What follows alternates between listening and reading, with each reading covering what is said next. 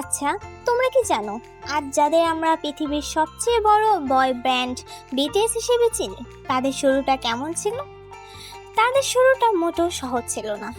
2013 সালে যখন তারা ডেবিউ করে তখনকার অবস্থা ছিল ভীষণ কঠিন। বিগ হিট নামে ছোট্ট কোম্পানি প্রায় দেউলিয়া হয়ে যাচ্ছিল। অনেক বড় বড় কোম্পানি যেমন SM, YG বা JYP তখন বড় boy band EXO, big band, গড7 নিয়ে এসেছিল। কিন্তু বিগ হিট ছিল একেবারেই ছোট।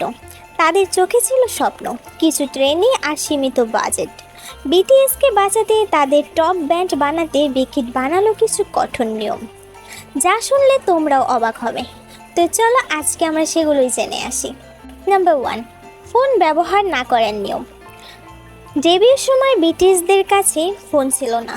ভেবে দেখেছো, আজ আমরা যারা একদিনও ফোন ছাড়া থাকতেই পারি না, অথচ তারা কয়েক বছর যাবৎ ফোন ছাড়া ছিল। পরিবার, স্কুল, ফ্রেন্ড, কারোর সাথে তাদের তেমন যোগাযোগ করার ব্যবস্থা ছিল না। বিগ হিট চাইতো তারা বাহিরের দুনিয়া ভুলে শুধুমাত্র তাদের ক্যারিয়ার ও প্র্যাকটিসে মনোযোগ দিন।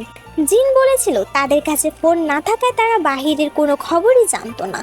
আর তখনকার সবচেয়ে ছোট সদস্য জাংকুক, সে বলেছিল তার নিজেকে মাঝে মাঝে এতটাই একা মনে হতো যে তার কান্না করতে ইচ্ছে করতো। নাম্বার 2, ডেটিং নিষিদ্ধ। ডেবিউর সময় বিটিএস একদমই ডেট করতে পারতো না। তখনকার দিনে ফ্যানরা আইডলদের নিজেদের সম্পত্তি মনে করত। যদি কখনো কোনো গার্লফ্রেন্ড বা ডেটিংয়ের খবর বের হতো, ফ্যানরা সাথে সাথে সেই আইডলকে বয়কট করত। কনসার্টে আর আসতোই না, এমনকি আইডলের ক্যারিয়ারই শেষ হয়ে যেত। অন্যান্য কোম্পানিও এই একই নিয়ম মানত, তাই বিটিএসের কাছে এটা আলাদা কিছু ছিল না। RM একবার একটা ইন্টারভিউতে বলে তারা তাদের প্র্যাকটিস নিয়ে এতটাই বিজি ছিল যে ডেট করার সময়ই পায়নি। মানে কোম্পানি থেকে নিষিদ্ধ থাকা সত্ত্বেও তারা নিজেরাও তাদের প্র্যাকটিস ও ক্যারিয়ার নিয়ে এতটাই বিজি ছিল যে ডেট করার কোনো সময় পায়নি। নাম্বার 3, দীর্ঘ ট্রেনিং আওয়ার্স। বিটিএসের ট্রেনিং ছিল ভয়ঙ্কর কঠোর। দিনে 12 থেকে 15 ঘন্টা প্র্যাকটিস করত।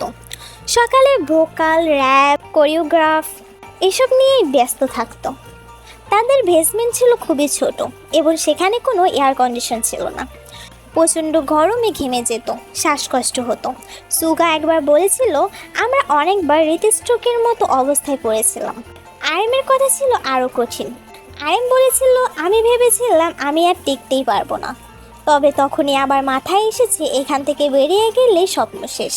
এমনই কঠিন দৈনিক প্র্যাকটিসের ফলেই আজ বিটিএসের লাইভ পারফরমেন্স বিশ্বসেরা। নাম্বার 4, ওজন ও ডায়েট কন্ট্রোল। আইডল লুক বজায় রাখতে তাদের অনেক কঠোর ডায়েটের মধ্যে দিয়ে যেতে হয়েছে। জিমিন বলেছে সে একবার 1 মাস শুধুমাত্র একটি আপেল খেয়েছিল। জেহোপ ও জাংকুক এরাও অনেক কঠোর ডায়েটের মধ্যে ছিল। কোম্পানি সবসময় চাইতো তাদের পারফেক্ট লুক যেন বজায় থাকে, তবে এতে বিভিন্ন ধরনের শারীরিক সমস্যাও দেখা দিত। জিমিন একবার স্টেজে উঠতে গিয়ে প্রায় অজ্ঞান হয়ে গিয়েছিল, তবুও তারা হার মানেনি। নাম্বার 5, লিপসিং একেবারেই নিষিদ্ধ। বিগ হিটের কড়া নিয়ম ছিল বিটিএস কখনোই লিপসিং করবে না, সে যতই কঠিন পারফরমেন্স হোক না কেন। গান সবসময় লাইভে হবে। যেখানে বড় বড় গ্রুপরা তাদের শোকে আরও পারফেক্ট করার জন্য লিপসিং করে থাকে, সেখানে বিটিএসের জন্য ছিল এটা একদম নিষিদ্ধ। তাদের গান সবসময় লাইভে গেতে হতো।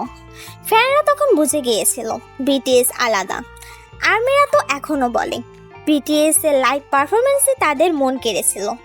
নাম্বার 6, ডোর্মে একসাথে থাকা। যদিও তাদের ড্রোম অনেকটাই ছোট ছিল, তবুও 3-4 জনকে একই বিছানায় শুতে হতো।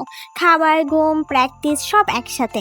অনেক সময় ঝগড়া হতো, রাগ হতো, কান্নাকাটি করা হতো, তবে আবার তারা ঠিক সবাই একসাথে মিশে যেত। আজ তারা একে অপরকে পরিবার বলে মনে করে। তাদের এই স্ট্রং বন্ডিংয়ের পেছনে তাদের ওই একসাথে থাকাটাই অনেক বড় কারণ হয়ে দাঁড়িয়েছে। নাম্বার 7, তাদের ইচ্ছে মতো বাহিরে যাওয়া একেবারে নিষিদ্ধ ছিল। ক্যাফে, মুভি বা ফ্রেন্ডের সাথে আড্ডা দেওয়া সব কিছুই প্রায় নিষিদ্ধ ছিল, কারণ কোম্পানি চাইতো না কোনো রকম ঝামেলা সৃষ্টি হোক। নাম্বার 8, ফ্যানদের প্রতি দায়িত্ব। বিগ হিট বিটিএসকে সবসময় বলতো, তোমরা শুধু গায়ক নও, তোমরা লক্ষ লক্ষ মানুষের প্রেরণা। তাদের মনে করিয়ে দেওয়া হতো যতই ক্লান্ত বা কষ্ট হোক না কেন, ফ্যানদের সামনে সবসময় হাসি মুখে থাকতে হবে। কনসার্টে হোক কিংবা ফ্যান মিটিং, বিটিএস কখনোই তাদের ফ্যানদের অবহেলা করতো না। ডেবিউর পর কয়েক বছর বিটিএস অনেক ছোট ছোট ফ্যান মিটিংয়ে অ্যাটেন্ড করে, যেখানে কয়েকশো ফ্যানও হতো না। তবুও তারা সবার নাম মনে রাখার চেষ্টা করত, হাত নেড়ে সবাইকে অভিবাদন জানাতো। বিখির তাদেরকে বলতো, আজকে তোমাদের ফ্যান তোমাদের যেভাবে ভালোবাসে, কালকেও যেন তোমাদের ফ্যানরা তোমাদের ঠিক এভাবেই ভালোবাসে। আর এই কারণেই আজ বিটিএস আর আর্মি সম্পর্ক এত গভীর ও এত শক্তিশালী। নাম্বার 9, টিম আগে ব্যক্তিগত পরে। এটাই ছিল বিখিটির সবচেয়ে কঠোর নিয়ম। আগে বিটিএস পরে আমি, মানে কেউ চাইলেও তাদের নিজেদের সোলো ক্যারিয়ার শুরু করতে পারতো না বা আলাদাভাবে কোনো প্রজেক্টে কাজ করতে পারতো না। ডেবিউর কয়েক বছর পর্যন্ত বিখির তাদেরকে এটাই বলেছে, তোমাদের সবার প্রথম লক্ষ্য হচ্ছে বিটিএস নামটাকে বাঁচানো। এমনকি আমাদের আরএম, যে কিনা আগে থেকেই একজন আন্ডারগ্রাউন্ড র্যাপার ছিল, তাকেও বলা হয়েছিল তোমার স্লো প্রজেক্ট সবগুলো থামিয়ে দাও। আমাদের সুগা, যে প্রডিউসার হতে চেয়েছিল, কিন্তু তাকেও বিটিএসের সফলতা পর্যন্ত অপেক্ষা করতে হয়েছিল। আর এ কারণেই বিটিএস আজও একসাথে, যেখানে একই সাথে ডেবিউ করা অনেক কেপপ গ্রুপই ভেঙে গেছে। আর্মিরা বলে এই নিয়মটি বিটিএস এর সম্পর্ক এতটাই স্ট্রং করেছে। নাম্বার 10, সোশ্যাল মিডিয়া ব্যবহারের নিষেধাজ্ঞা। এখন আমরা বিটিএস মেম্বারদের ইনস্টাগ্রাম, টুইটার, ওয়েভার্সে অ্যাক্টিভ দেখতে পেলেও ডেবিউর পর এর দৃশ্য ছিল পুরোই ভিন্ন। তখন তাদের নিজস্ব কোনো অ্যাকাউন্ট ছিল না, যে কোনো ধরনের পোস্ট বা তথ্য কোম্পানির লোকেরাই দিয়ে থাকতো। কারণ বিখিট মনে করতো একটি ভুল পোস্ট আর সারা জীবনের ক্যারিয়ার নষ্ট।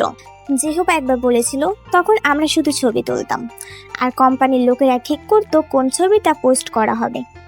সেখানে আমাদের নিজস্ব কোনো মতামত ছিল না। তবে আজ তারা স্বাধীন, আজ তারা যে কোনো জায়গায় যে কোনো সময় যেতে পারে।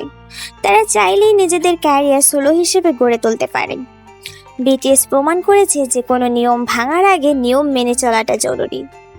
তো আর্মিরা, ভিডিওটা ভালো লাগলে একটা লাইক করে চ্যানেলটা সাবস্ক্রাইব করে দিও, আর কমেন্টে বলে যাও এইসব রুলসগুলোর ভিতরে তোমার কাছে কোন রুলসটি সবচেয়ে বেশি কঠিন বলে মনে হয়েছে। তো আজকের জন্য এতটুকুই, দেখা হবে অন্য কোনো ভিডিওতে। আল্লাহ হাফেজ।